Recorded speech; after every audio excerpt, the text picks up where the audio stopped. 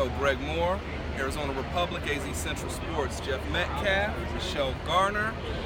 We're here at Sun Devil Stadium, Frank Cush Field, where Arizona State just won 19-7.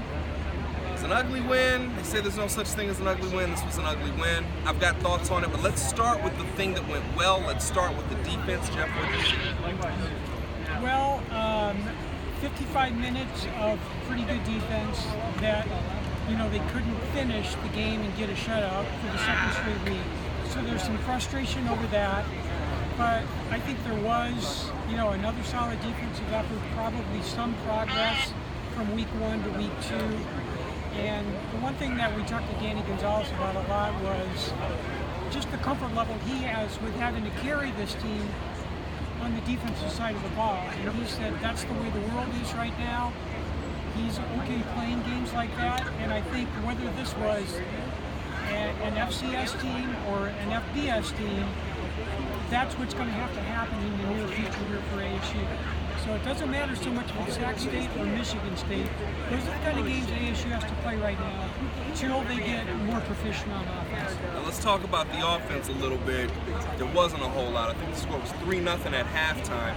Michelle, what'd you see? Offensive line issues again. We talked about this last week. It looks like, if anything, ASU regressed from last week. And then to make matters worse, Stephen Miller went out.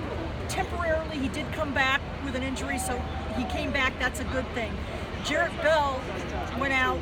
He started the game, couldn't finish the game, so that's got to be a concern moving forward. So I think they did nothing to resolve what has been offensive line issues. So listen, the offensive line issues were bad, and I kind of expected Benjamin to be able to really uncork a really nice game here against an opponent that really should have been overmatched. But what if ASU doesn't have the miscues? What if they don't fumble a touchdown? What if there isn't a callback on a crackback block on a long touchdown?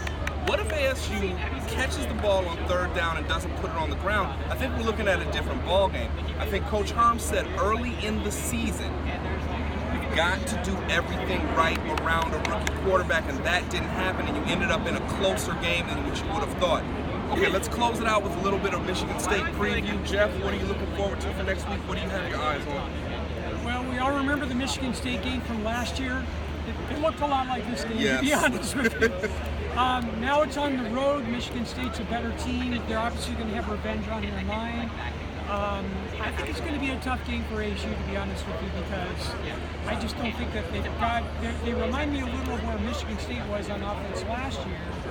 And the Spartans aren't great on offense, but they're good. Michelle, what about you? Again, I think it's going to be a tough game. And I think the biggest thing is, again, the offensive line. They regressed from last week, and now you're going on the road for the first time against a tougher opponent. I'm a little worried. Call me crazy, don't change anything. Just catch the ball. Don't put the ball on the ground in key moments. Don't get key penalties in bad spots. And I think you're in a better spot than you might otherwise recognize. This win was ugly. There wasn't a lot that went well, but if they'd have made a couple of plays, I think it could have been a different final score. I'm looking forward to next week. We're going to start to get into the thick of the schedule. Greg Moore, Jeff Metcalf, Michelle Garner, AZ Central Sports, Arizona Republic. ASU beat Sacramento State 19-7 to improve to 2-0.